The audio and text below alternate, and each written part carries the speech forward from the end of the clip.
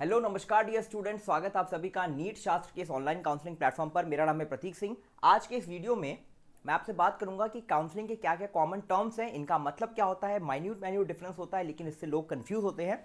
तो ये वीडियो अगर आप देखना चाहते हो, छोटी सी वीडियो, शॉर्ट इन्फॉर्मेटिव वीडियो है। काउंसलिंग सर्विसेज जुड़ना चाहते हो तो नंबर पर कॉल कर सकते हो, व्हाट्सअप कर सकते हो, हमारी टीम आपसे कनेक्ट कर लेगी।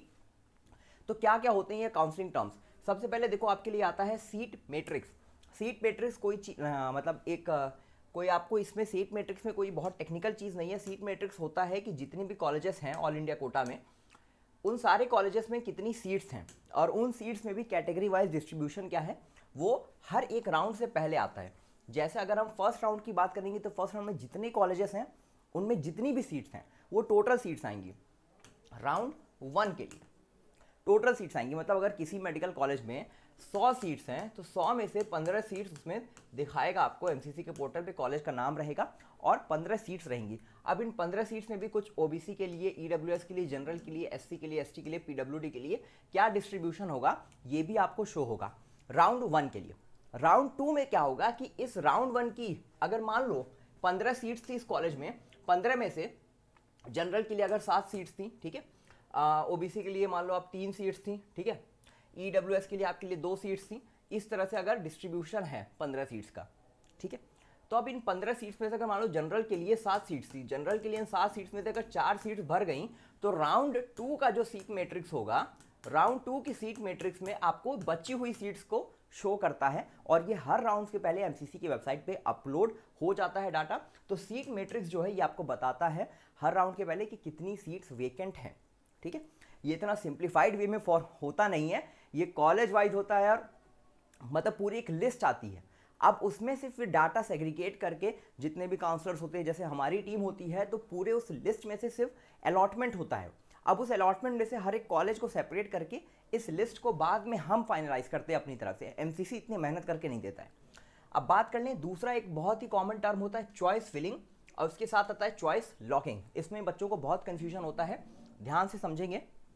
चॉइस फिलिंग का मतलब ये होता है कि आप जो कॉलेजेस की लिस्ट भरना चाहते हो, आप जिन कॉलेजेस में एडमिशन लेना चाहते हो, आप उसकी एक लिस्ट बनाते हो एमसीसी की वेबसाइट पे और उस लिस्ट को आप फिल करते हो। एक लिस्ट आपने बना ली एमसीसी की वेबसाइट पे, इसको हम बोल देते हैं चॉइस फिलिंग। इसको आप सेव कर सकते हो। इसके बाद आता है लॉकिंग। लॉकिंग जो है, चॉइस का लॉकिंग जो है, ये अलग प्रोसेस है। लॉकिंग में आपने जो ये चॉइस फिलिंग किया है, आपको इसको लॉक करना पड़ता है। लॉक करने के लिए आप इसको सेव एंड कंटिन्यू करके फिर लॉक का ऑप्शन रहता है और लॉक करने से पहले आपके मोबाइल पे ओटीपी आता है। आपने जिस मोबाइल नंबर से रजिस्ट्रेशन किया है उस मोबाइल नंबर पे ओटीपी आता है और तभी आपकी चॉइसेस को लॉक माना जाता है। तो चॉइस जितनी फिलिंग इंपॉर्टेंट है उतना ही चॉइस को लॉक करना भी इंपॉर्टेंट है। दोनों अलग अलग चीज़ें हैं, दोनों अलग अलग प्रोसेस को करना ज़रूर है। इसके बाद एक टर्म आता है जिसको हम बोलते हैं सीट अलॉटमेंट। सीट अलॉटमेंट का मतलब ये होता है कि आपने चॉइस फिलिंग कर दी, चॉइस को लॉक कर दिया। अब आपने 10 कॉलेजेस का नाम दिया था, उसमें से मान लो जो 5वां नंबर का कॉलेज था वो आपको अलॉट हो गया। मान लेते हैं 5वां नंबर का कॉलेज आपको अलॉट हो गया। अलॉट होने का मतलब ये है कि आपको उस कॉलेज में एक सीट मिल गई है। अब ये आपके ऊपर है कि आप उस कॉलेज में जाके एडमिशन लेना चाहते हो या उसको छोड़ देना चाहते हो। तो अलॉटमेंट का मतलब ये होता है कि उस कॉलेज में एक सीट खाली थी जो आपको अलॉट कर दी गई है। इसका मतलब ये होता है वहाँ जाके एडमिशन का प्रोसेस कंप्लीट करके एडमिशन ले सकते हो। इसके बाद एक टर्म आपको एमसीसी के ब्रोशर में या एमसीसी के काउंसलिंग शेड्यूल में हर जगह दिखाई दे रहा होगा, इसको हम बोलते हैं प्रोसेसिंग। प्रोसेसिंग का मतलब ये होता है कि प्रोसेसिंग में आपको कुछ नहीं करना है। जो भी एमसीसी है, जो भी काउंसलिंग अथॉरिटीज़ है, वो हर एक चीज़ को प्रोसेस करती हैं। जैसे रिजल्ट को प्रोसेस करेंगी, रिजल्ट लाने से पहले सीट मैट्रिक्स को प्रोसेस करेंगी। तो ये सारी चीज़ें प्रोसेसिंग जो होती है, मतलब वो बैक एंड का अथॉरिटीज़ का काम है प्रोसेसिंग करना। फिर आता है रिपोर्टिंग या ज्वाइनिंग या एडमिशन।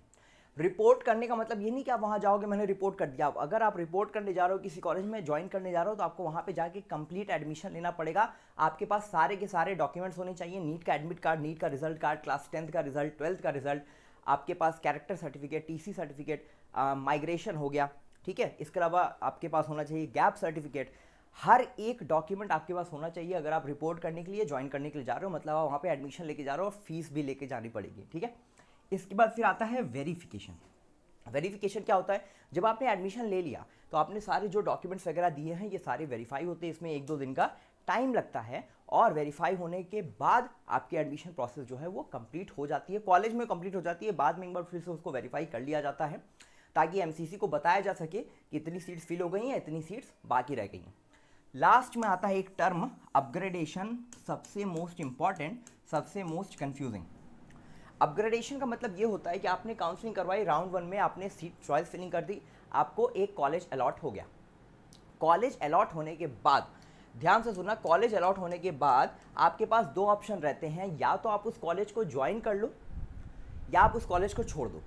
अगर आप उस कॉलेज को ज्वाइन कर लेते हो तो मेरी बात ध्यान से सुनना, कॉलेज को ज्वाइन कर लेने के बाद भी आपके पास दो ऑप्शन हैं।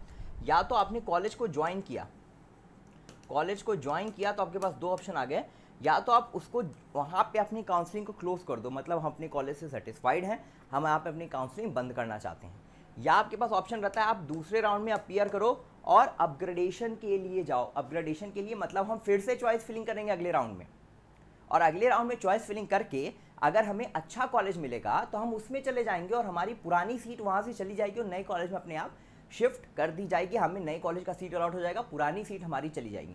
कई लोग ये समझते हैं कि अपग्रेडेशन का मतलब पुराने कॉलेज से नए कॉलेज में अगर सीट मिल गई और पुरानी वाली सीट भी हमारे पास है, फिर हम दोनों में से चूज़ कर सकते हैं। ऐसा नहीं है। अपग्रेडेशन का मतलब ये होता है कि आपने जो नई चॉइस फिलिंग बना के आप दोगे, नए कॉलेज की प्रेफरेंस दोगे, उन प्रेफरेंस में से ही आपको कोई एक नया कॉलेज अलॉट होगा। अब ध्यान देने वाली बात यह है, फर्स्ट राउंड में अलॉट होने के बाद अपग्रेडेशन आपको बहुत ध्यान से करना है। मान लो मुझे फर्स्ट राउंड में यूपी की मुझे राम मनोहर लोहिया अलॉट हो गया फर्स्ट राउंड ऑफ काउंसलिंग में।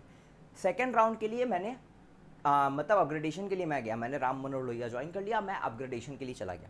अपग्रेडेशन के लिए मैं जब वहाँ पे गया, मैंने फिर से चॉइस फिलिंग की, तो मैंने सबसे पहले डाल दिया KGMC, फिर मैंने डाल दिया GSVM, ठीक है, फिर मैंने डाल दिया मोतीलाल। ऐसे करके मैंने प्रेफरेंस बना दी फिर से।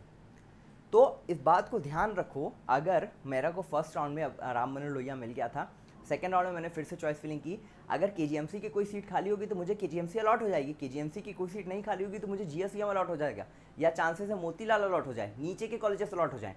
इसीलिए जब भी आप अपग्रेडेशन करते हैं तो इस बात का ध्यान रखेंगे कि जो कॉलेज आपके पास ऑलरेडी है उसको भी फिल नहीं करना है, और जो कॉलेज उस कॉलेज के ऊपर का है, जैसे मान लो अगर मुझे मोतीलाल नेहरू मिल गया है यूपी के फर्स्ट राउंड में, तो यूपी के सेकंड राउंड में अपग्रेडेशन करने के लिए मैंने KGMC डाल दिया, राम मनोहर लोहिया डाल दिया, GSVM कानपुर डाल दिया, 3 कॉलेज डाल दिए। और नीचे के अगर मैं कॉलेज डालूंगा तो चांसेस है कि मुझे नीचे वाला कॉलेज मिल जाएगा और मुझे मोतीलाल से भी नीचे का कॉलेज मिल जाएगा अगर मैंने उसको चॉइस फिलिंग में डाल दिया तो ये गलती नहीं करना है। अपग्रेडेशन बहुत ध्यान से करना है, इस बात का ध्यान रखेंगे जितने भी पेरेंट्स और स्टूडेंट्स इस वीडियो को देख रहे हैं, और खास करके इस बात का भी ध्यान रखेंगे कि अपग्रेडेशन करने के टाइम पे आपको जो कॉलेज आपको ऑलरेडी अलॉट हुआ है वो कॉलेज भी आपको नहीं डालना है।